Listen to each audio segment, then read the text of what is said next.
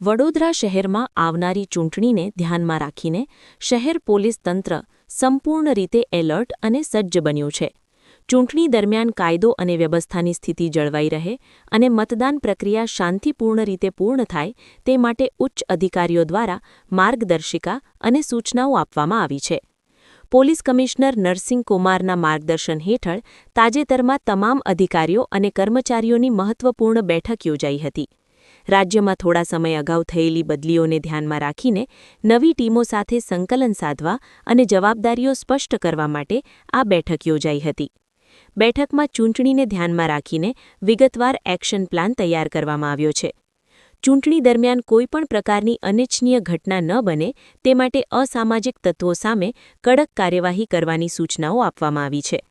શહેરમાં કાયદેસર લાયસન્સ ધરાવતા હથિયારો જમા લેવાની કામગીરી શરૂ કરવામાં આવી છે, જેમાં અત્યાર સુધીમાં 25% કરતાં વધુ હથિયારો જમા કરાવવામાં આવ્યા છે.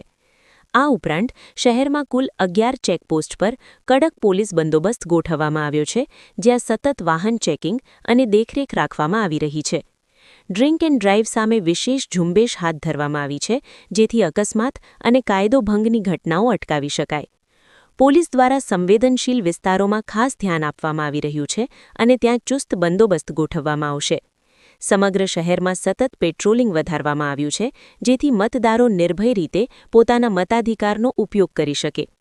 વડોદરા પોલીસ દ્વારા નાગરિકોને પણ અપીલ કરવામાં આવી છે કે તેઓ શાંતિ જાળવે, કાયદાનું પાલન કરે અને કોઈપણ શંકાસ્પદ પ્રવૃત્તિ અંગે તાત્કાલિક પોલીસને જાણ કરે.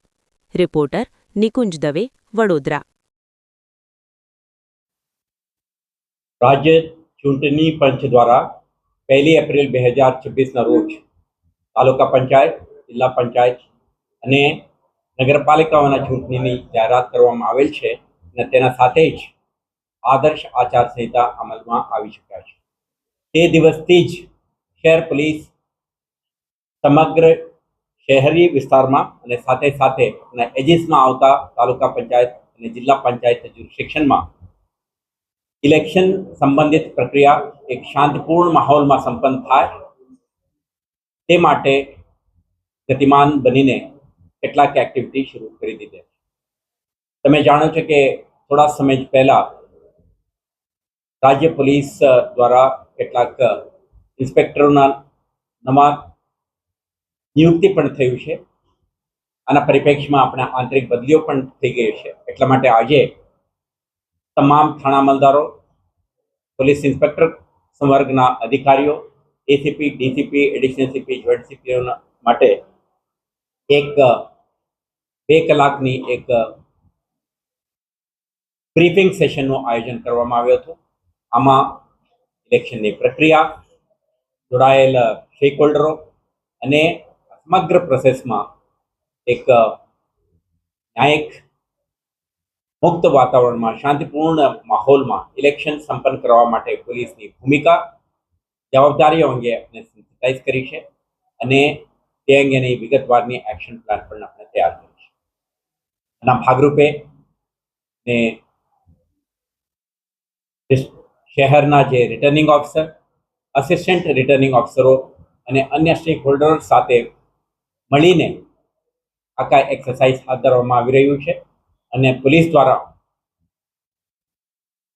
એક માહોલ બને તે માટે anti social elements, non criminals, potential disruptor સામે ક્રેકડાઉન, જે ગુનેગારો વિરુદ્ધમાં આપણે ન્યાયિક પ્રક્રિયા ચાલી રહ્યું છે, જેમના વિરુદ્ધમાં સમન્સ, વોરંટ, નોન બેલેબલ વોરંટનું ઇસ્યુ થયું છે, એના ભજવણી અને જે લાયસન્સ ધારકો છે, હથિયાર રાખે છે સંરક્ષણ માટે, પાક રક્ષણ માટે કે અન્ય પ્રવૃત્તિઓ માટે, એવા હથિયારોના દુરુપયોગ ના થાય, કોઈ પણ રીતે ઇલેક્શનને ઇમ્પેક્ટ ના કરે તે માટે એના જમા લેવાની પ્રક્રિયા અને સાથે સાથે સમગ્ર શહેરમાં ક્રિમિનલ એલિમેન્ટ્સ મૂવમેન્ટ ના કરી શકે અને ડિસરપ્ટ ન કરી શકે તે માટે 11 જેટલા ચેકપોસ્ટને સક્રિય બનાવીને સઘન ચેકિંગ, આવા પ્રવૃત્તિઓ સાથે જોડાયેલા નોન ક્રિમિનલ્સ ઉપરનો આપણા જે વોચ સક્રિય બને તો એમના વિરુદ્ધમાં ફર્મ એક્શન માટે આપણે એક્શન પ્લાન બનાવીને અધિકારીઓને સૂચના આપી છે. અત્યાર સુધી ઓલરેડી ગતિમાન બનીને આપણે 25%થી વધારે હથિયારો જમા થઈ ગયા છે. ગઈકાલે પણ તમે જોયું છે વાહન ચેકિંગના ઝુંબેશ શરૂ કરીને 25થી વધારે ડ્રંક એન્ડ ડ્રાઇવિંગના કેસો, 135 હેઠળના જે જાહેરનામા ભંગ કરે અને હથિયાર લઈને ફરે એવા તત્વો વિરુદ્ધમાં આપણે ક્રેકડાઉન કરી છે.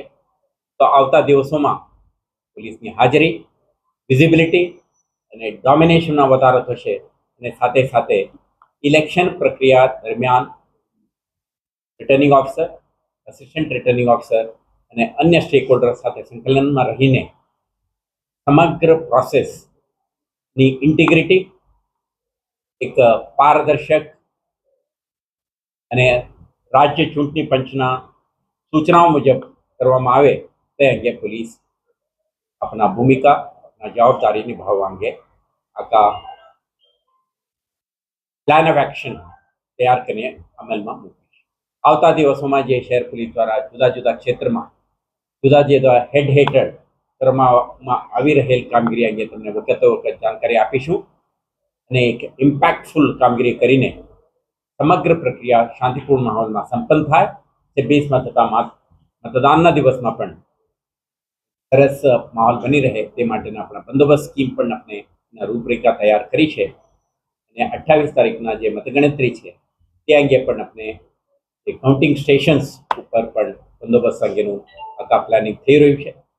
તો આજથી 30 તારીખ સુધીના તમામ પ્રક્રિયામાં શહેર પોલીસ સતર્ક, વિજિલન્ટ અને ડોમિનન્ટ બનીને આ પ્રક્રિયામાં શાંતિ સુવ્યવસ્થા બની રહે તે અંગે કાર્યરત રહેશે.